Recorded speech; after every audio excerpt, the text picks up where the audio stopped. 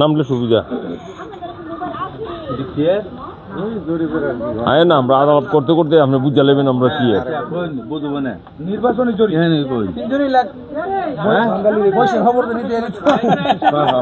আচ্ছা আচ্ছা তুমি রেডি করো। প্রিয় দর্শক, কথা বলছি আমি হাবিবুর রহমান, 21 মিডিয়ার পক্ষ থেকে। আমরা আছি আশুগঞ্জ উপজেলাধীন একটি গুরুত্বপূর্ণ স্থান, যেটির নাম আপনারা সবাই মোটামুটি অনেকেই জানেন, তেমুন্যার মোড় সোজা কথা।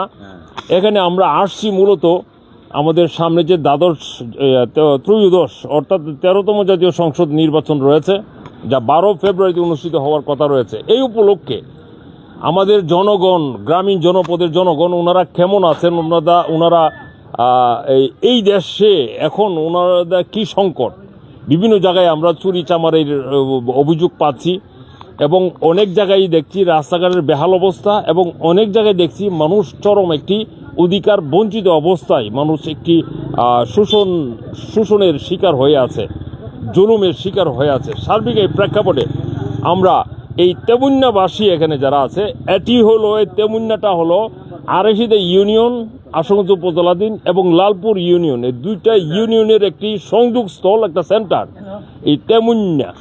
এই তেমুন্যার বাসী যারা রয়েছেন, আমাদের মুরব্বীর নামটা বলেন সবার সাথে আমরা একটু পরিচয় হই আগে। জনাব আবুল খায়ের। জি, ভাইয়ের নামটা? মোহাম্মদ সাইম মিয়া। প্রিয় দর্শক, জি, মোহাম্মদ তাহের মিয়া। জি, আমাদের আরেক ভাই রয়েছেন এখানে, মোহাম্মদ জসিম মিয়া। মোহাম্মদ রেজাউল করিম ভাই রয়েছেন আমাদের সাথে। মোহাম্মদ খায়ের মিয়া ভাই। মোহাম্মদ আব্দুল মান্নান বকুল ভাই। ভাই আমি তো কথা কই, ভাই আমাদের এলাকাটাতে কোনো দলের কোনো কাজও না, রাস্তাঘাটে অবস্থা দেখেন, রিক্সা চলতে না, কোনো গাড়ি ঘুরি চলতে না। আমরা এই অবস্থা বিরাট বিষয়বাদ আছি, বুঝছেন। আমাদের একটা খুব অবহেলিত জায়গা। এমন কোনো যে দল হই যা, আওয়ামী লীগ 17 বছর ছিল, আওয়ামী লীগের এমন কোনো নেতা নাই ঠিক মতো কাজ করছে। ওখানে বিএনপি আসারই সম্ভাবনা বেশিরভাগ, এরাও কি করে না করে ঠিক নাই, আল্লাহ জানে। আমরা এই অবস্থা আছি। আল্লাহর হস্তে দয়া করে যে দল হই যা, আমরা জায়গাটা একটু দেখেন, আমরা একটু নজর করে চাইন, এইটা একটু বইলা দেন উপরে কর্মী যারা আপনার কথা আপনি প্রতি চিন্তা করলেও হবে না, বাতিল চিন্তাও আমাদের করতে হবে। আর এই যে রাস্তাটি, প্রিয় দর্শক, এই যে রাস্তাটি আপনাদেরকে একটু দেখাই, এই রাস্তাটির কাজ অলরেডি নির্মাণাধীন আছে। এটি আশুগঞ্জ টু নবীনগর রাস্তা, এটি সড়ক জনপথ বিভাগের একটি রাস্তা। এই রাস্তাটির কাজ চলমান আছে, এই রাস্তাটি কাজ প্রক্রিয়াধীন হয়ে যাবে আশা করা যাচ্ছে। কিন্তু আমাদের এই জনগণ যারা বিভিন্ন সুযোগ সুবিধা থেকে বঞ্চিত, রাস্তাঘাট তো হচ্ছে আর রাস্তাঘাট আরও হবে, ওনারা যে সমস্যায় আছে আমরা সেটা জানবো। একটা সমস্যার কথা আমরা জেনেছি। জি, সমস্যা তো এটা রাস্তায় সমস্যা, আর চলাচল মনে করেন গরিব বন্ডারে আছে, হেরা একটু সুযোগ সুবিধা পা, এটি আপনার একটা দেখবেন নামাজ নির্বাচন 12 তারিখে যে নির্বাচনটা হবে ফেব্রুয়ারি 12 তারিখ নির্বাচন হবে। নির্বাচন তো সুষ্ঠুভাবে আমরা ভোট দিবেন। এখানে আপনার দুইটা ভোট দিতে হবে, একটা হলো এমপি ভোট, আরেকটা হলো হানা ভোট, গণভোট। গণভোট সম্পর্কে আপনারা কতটুকু জানেন? বা এই ব্যাপারে আমরা কোনো জানি না। গণভোট জানিব এটাই জানি, হানা কি হইব এটা তো জানি না। আচ্ছা, আমাদের ভাইয়ের কাছে যাবো। আসসালামু আলাইকুম, আমি মোহাম্মদ রেজাউল করিম, বাড়ি হলো আমাদের অনেক দূরে, ঠাকুরগাঁ ডিস্ট্রিক্ট, পীরগঞ্জ থানা। আচ্ছা, আমি এখানে একটা এনজিও প্রতিষ্ঠানে চাকরি করি। আমার এনজিও প্রতিষ্ঠানের নাম হলো RDRS বাংলাদেশ। আমি দীর্ঘদিন এই অঞ্চলে কাজ করি। আমার কাজ ছিল মানুষের ঋণ দেওয়া এবং এই কর্মসূচিকে বেগবান করে গড়ে তোলা। তো এইটাই আশা করে আমি আমার বক্তব্য এখানে শুরু করতে যাচ্ছি।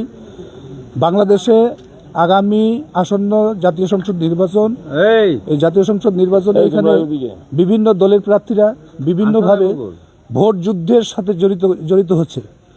আসলে এদিকে যে মূল সমস্যা, সেই সমস্যাটা হলো এখানে গ্যাস উৎপন্ন হয়, কিন্তু এখানকার মানুষ গ্যাস পাচ্ছে না, 1 নম্বর। 2 নম্বর হলো রাস্তাঘাটের বেহাল দশা। এই বেহাল দশা থেকে আমাদেরকে রেহাই দেওয়া দরকার।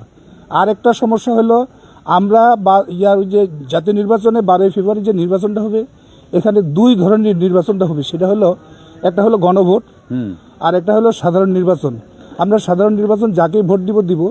গণভোটও একটা নির্বাচন, যেখানে শুধু থাকবে আমাদের বাংলাদেশ যে এই যে 24-এ গণ উদ্বোধন একটা হয়েছে, সেই গণ উদ্বোধনের জন্য আমাদেরকে এইটাকে ভোটে জয়যুক্ত করতে হবে। ভোটে জয়যুক্ত করলে আমরা যে গণ উত্থানের জন্য যে কাজটা করছি, এটা 24-এর গণ উদ্বোধনের জন্য একটা সুফল বয়ে নিয়ে আসবে।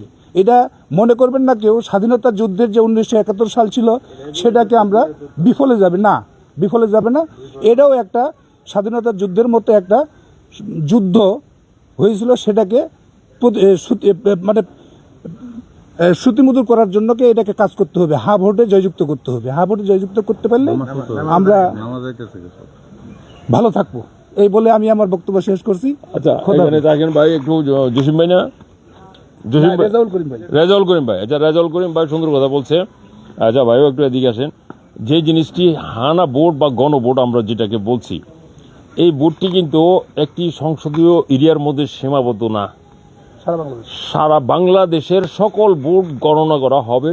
এর মধ্যে যদি জয়যুক্ত হয়, তাহলে এই যে পরিবর্তন সংস্কারের পদক্ষেপগুলো সরকার নিতে পারবে, বা পরবর্তীতে যারাই এই সংসদ গঠন করবে তারা এই সংস্কারগুলো নিতে বাধ্য থাকবে। আর যদি না জয়যুক্ত হয়, তাহলে আমরা সেই আগের অবস্থায় আমাদেরকে ফিরে যেতে হবে। যেই বিষয়টি আমরা রেজাউল ভাইয়ের কাছ থেকে শুনেছি, যে এই যে 12 ফেব্রুয়ারিতে নির্বাচন, আপনারা তেমুন্যবাসী, আপনাদের কাছ থেকে দুটি কথা শুনবো এই নির্বাচন সম্পর্কে। আপনারা কি ভাবছেন নির্বাচনকে নিয়ে? নির্বাচন তো এখন দেখতে বিএনপির ভালো একটা আগমন, ভালো বিএনপির অবস্থান ভালো দেখতেছি। না, আপনারা মানে আমরা তো এই যে কি ধরনের চ্যালেঞ্জে আছেন, সংকটে আছেন, কি সম্ভাবনা দেখতে পাচ্ছেন? সম্ভাবনা তো দেখতেছি আপনার এই যে জামাত ইসলাম এবং বিএনপির মধ্যেই একটা হইব, কন্টেস্ট হবে আর কি। কারণ আওয়ামী লীগ তো আর দেশে নাই। সেই জন্য আমরা 2টা দলই আর কি মুখোমুখি অবস্থান, এখন যে যতটুকু আগে যেতে পারে। আচ্ছা, পাশাপাশি একটু গণভোট যে রয়েছে সেই সম্পর্কে কি বলবেন আপনি? গণভোটটা সম্পর্কে কি বলবেন? গণভোট সম্পর্কে তো মনে করেন যে যদি এখন তো সুষ্ঠুভাবে নির্বাচন যদি হয়, আর যদি সবাই যদি মনে করেন সবার মতামত যদি যার যার দলকে ভোট দেওয়া সমর্থন করে, তাহলে এদের আগে যাব। যদি ভোট যদি সুষ্ঠুভাবে যদি হয় আর কি। আর যদি সুষ্ঠুভাবে নির্বাচন না হইতে, তো আর কেউ কেন্দ্রতে আসবে না, জ্ঞান হইলে কেউ আসবে না, বইতে আইব না কেউ। আচ্ছা, আরেকটা জিনিস, আপনি সচেতন মানুষ, আপনার সাথে আপনার সাথে দুইটি বিষয় একটু শেয়ার করি। যে জিনিসটি হলো আমাদের জানতে হবে, বুঝতে হবে, আমাদের অধিকারগুলোর জন্য আমাদের কিন্তু লড়াই সংগ্রাম আমাদের পূর্বপুরুষরা করে আসছে। এই দেশটা স্বাধীন কিন্তু এমনি হয় নাই। আমরা অধিকারে জাগ্রত হয়েছি বিদায় আমরা অস্ত্র তুলেছিলাম 71-এর শত্রুদের বিরুদ্ধে, শোষকদের বিরুদ্ধে, বৈষম্যকারীদের বিরুদ্ধে। এই জন্যই কি আমাদের এই যে দেশটি বাংলাদেশ স্বাধীন হয়েছে। এখন এই যে গণভোট, এটা আপনারা আসলে কতটুকু বুঝতে পারছেন? এখানে কয়েকটি বিষয় বলা হচ্ছে, গণভোটের মধ্যে কয়েকটি বিষয় এখানে বলা হচ্ছে, প্রিয় দর্শক এবং দেশবাসী। সেটা হলো, প্রথমে যেটি আছে, তত্ত্বাবধায়ক সরকার সংযুক্ত করা হবে এবং নির্বাচন কমিশনকে সংস্কার করা হবে। এবং আরেকটি বিষয় হলো যে এইখানে যে জিনিসটি করা হবে সেটি হলো আপনার এই যে বিচার বিভাগকে স্বাধীন করা হবে।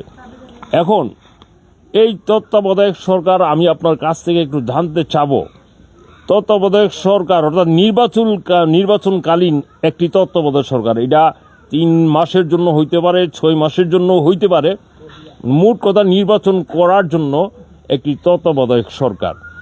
এই তত্ত্বাবধায়ক সরকার আগেও ছিল, কিন্তু রাজনৈতিক দলগুলো যখন ক্ষমতায় ছিল, তখন যারা তত্ত্বাবধায়কের প্রধান হবেন তাদেরকে আগেই মোটিভেটেড করে রাখতেন, তাদের নিজেদের মতো করে তত্ত্বাবধায়ককে সাজায় রাখতেন। এই জন্য রাজনৈতিক দলগুলোর মধ্যে বিভেদ সৃষ্টি হওয়ার কারণে এই তত্ত্বাবধায়ক ব্যবস্থাটি একসময় ফেলে দেওয়া হয়। বিভিন্ন রাজনৈতিক দল এই তত্ত্বাবধায়ক সরকারকে অবজ্ঞা করেছে, তত্ত্বাবধায়ক সরকারের বিপক্ষে অবস্থান নিয়েছে, অবমূল্যায়ন করা হয়েছে আর কি। অবমূল্যায়ন করা হয়েছে। কেউ কেউ বলেছে এই তত্ত্বাবধায়ক সরকার হইল পাগলের একটি সরকার, নিরপেক্ষ বলতে পাগল ছাড়া কেউ নিরপেক্ষ নাই, শিশু ছাড়া কেউ নিরপেক্ষ নাই। আবার কেউ কেউ বলেছে এই তত্ত্বাবধায়ক সরকার আসলে যথাযথ না, পৃথিবীর কোথাও নাই, এরকম অজুহাত দেখিয়েছে। এখন আবার এই তত্ত্বাবধায়ক সরকারকে সংযুক্ত করতে চাচ্ছে বর্তমান অন্তর্বর্তীকালীন সরকার সংস্কারের মাধ্যমে। এতে করে এই সমস্যার লাঘব হবে বলে মনে করেন কি আপনারা? না, তত্ত্বাবধায়ক সরকার যদি আপনার সুন্দরভাবে যদি মাঠটা সাজায় দিতে পারে, আর সে মাঠ যদি যারা নাকি নির্বাচন করবে তারা যদি সঠিকভাবে যদি এই মাঠকে ধরে রেখে যদি যার ভোট গ্রহণ করবে, এবার যে বিজি হবে সেই তত্ত্বাবধায়ক সরকারের কাছ থেকে পারমিশন নিয়ে দেবো, বোর্ডে মানে জনগণের বোর্ডে প্রয়োগ হয়েছে, তত্ত্বাবধায়ক সরকার এটা রায় দিবে আর কি। এই অপশনে আপনি হ্যাঁ বলছেন যে এই তত্ত্বাবধায়ক সরকারকে সংযুক্ত করা এটা দরকার, আপনি এখানে হ্যাঁ বলছেন। আরেকটা জিনিস হলো যে আচ্ছা আপনি আচ্ছা ঠিক আছে, আচ্ছা ঠিক আছে, অসুবিধা নাই, আপনার কাজ থাকলে আপনি চলে যান না। আচ্ছা ভাই এদিকে পড়ে, আচ্ছা যান, অসুবিধা নাই। এখন ব্যাপার হচ্ছে কি, আমরা জনমানুষের সংকটের কথাগুলো বলছি এবং জনমানুষের প্রকৃত উন্নয়ন কিভাবে আসলে সম্ভব, মূল সমস্যাটা কি, সেই সমস্যাটাই আমরা জানতে এই কার্যক্রম পরিচালনা করছি, এই অনুষ্ঠানটি তুলে ধরছি।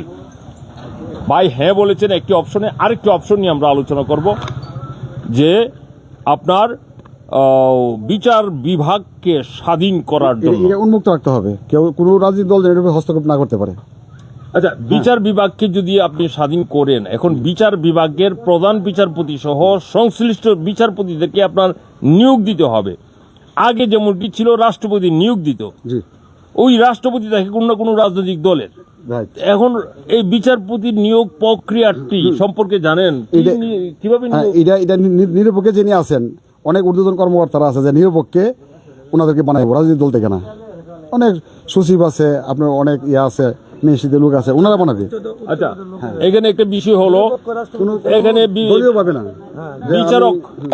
বিচারক নিরপেক্ষ হোক, একজন বিচারক নিরপেক্ষ হোক, এটা কি আপনারা চান? জি জি জি, এটা সবার জন্য বিচার এক থাকবো। আর দলীয় হইলে একজন বিচারপতি নিরপেক্ষ হোক। প্রিয় দর্শক, আপনাদের উদ্দেশ্য বলছি, আপনাদের জন্য বলছি, আপনাদের অবগতির জন্য বলছি, দেশবাসীর অবগতির জন্য বলছি, মানুষের অবগতির জন্য বলছি। বিচারপতি নিরপেক্ষ হোক, এটা আপনারা চান? হ্যাঁ, এটাই ভালো, নিরপেক্ষ বিচারপতি আমাদের জন্য দরকার। আচ্ছা, আমার গ্রাম পুলিশ ভাই রয়েছেন এখানে, গ্রাম পুলিশ ভাইয়েরও মতামতটা জানবো। আচ্ছা, এই বিচারপতি নিরপেক্ষ একজন লোক বিচারপতি হোক, এটা কি আপনারা চান? জি স্যার, এটি তো চাই, এটি তো ভালো। আচ্ছা, আমার ড্রাইভার ভাই এদিকে, আমাদের ড্রাইভার ভাই একটু আসেন এদিকে। আচ্ছা, বিচার বিভাগ, প্রিয় দর্শক, অত্যন্ত গুরুত্বপূর্ণ একটি অপশন। আমাদের এই যাপিত জীবনের আমাদের প্রধান সমস্যাগুলো যেগুলো আমরা অন্বেষণ করছি, সমস্যাগুলো আমরা অন্বেষণ করে যে মূল সমস্যার জায়গাটি আমরা শনাক্ত করতে চাচ্ছি, সেটি আপনাদেরকে কিন্তু জানাচ্ছি। বিচার বিভাগের একজন বিচারপতি নিরপেক্ষ হোক, এটা কি আপনারা চান? অবশ্যই। তুমি আসছেন, তোমার কি মতামত বলো? আচ্ছা, আমাদের ইয়াং জেনারেশন, তরুণ প্রজন্মের কাছ থেকে একটা মতামত নেব। আচ্ছা, না একটু দাঁড়ান, আমরা এখানে একটা গুরুত্বপূর্ণ পয়েন্ট নিয়ে আলোচনা করছি আপনার মাধ্যমে। আচ্ছা, এই বিচার বিভাগের বিচারপতি নিরপেক্ষ হোক, এটা কি তোমরা চাও? জি, অবশ্যই। আচ্ছা, এখানে যারা আছেন এবং আমাদের যে দর্শক এবং দেশবাসী যারা আছে, সবার উদ্দেশ্যে আমরা বলি, একজন বিচারপতি যদি নিরপেক্ষ হয়, এটা কতটুকু যুক্তি? কারণ আমরা নিজেরা বাঙালির 21শে মিডিয়ার পক্ষ থেকে কথা বলছি, আমরা কিন্তু নিরপেক্ষ নয়। সোজা কথা, আমরা নিরপেক্ষ নয়। আমাদের একটি পক্ষ রয়েছে, সেই পক্ষটি হলো ন্যায়ের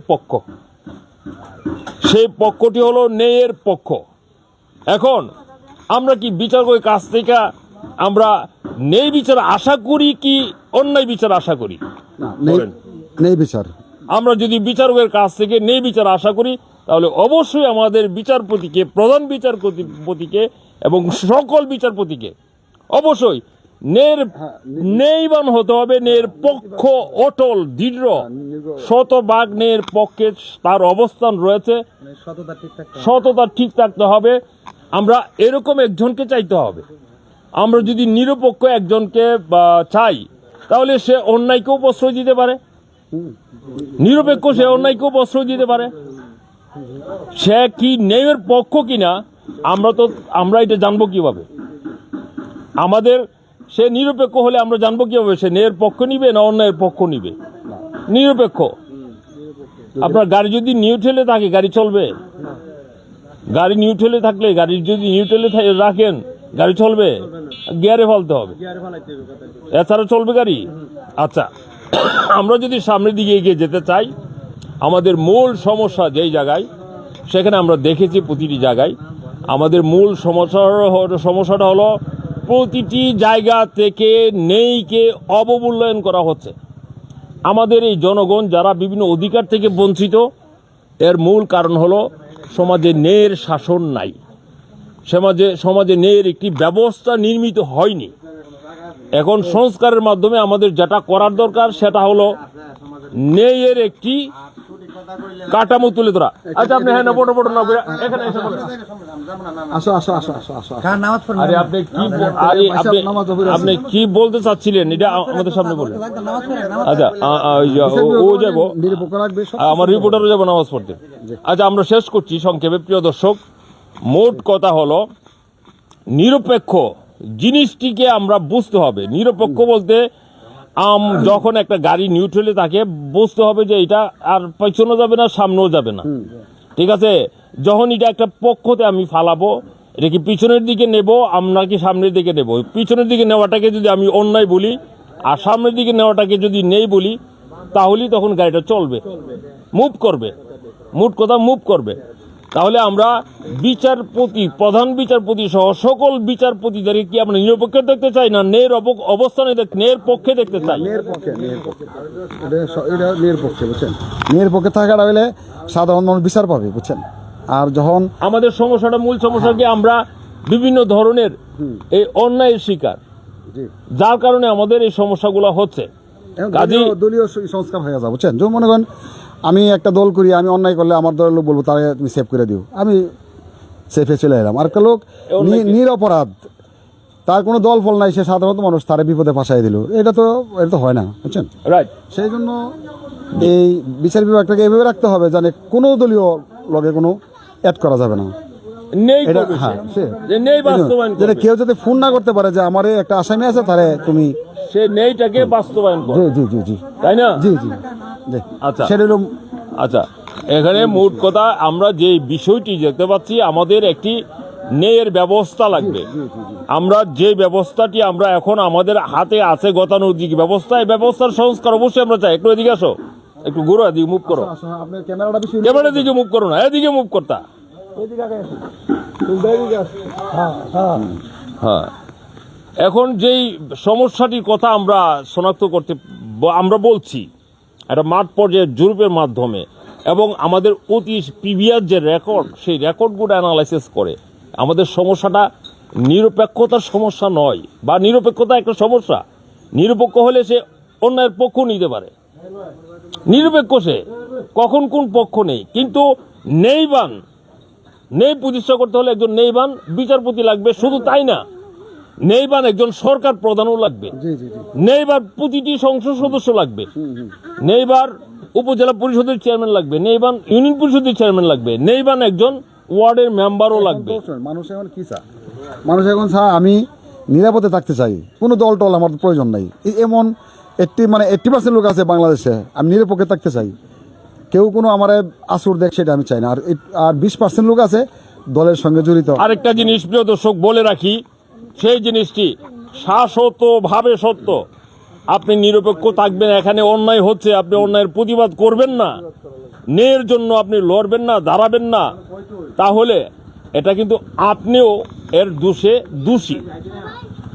এই সমস্ত এই নিরপেক্ষতার অজুহাত দিয়ে কিন্তু আপনি এই অন্যায়কে প্রশ্রয় দিয়ে ও ন্যায়ের জন্য না দাঁড়িয়ে অন্যায়কে রুখে না দিয়ে আপনিও কিন্তু একটা অপরাধী হয়ে যাচ্ছেন, যার জন্য ক্রমান্বয়ে সমাজে আস্তে আস্তে অন্যায় অত্যাচার এই সমস্তগুলো বৃদ্ধি পাচ্ছে।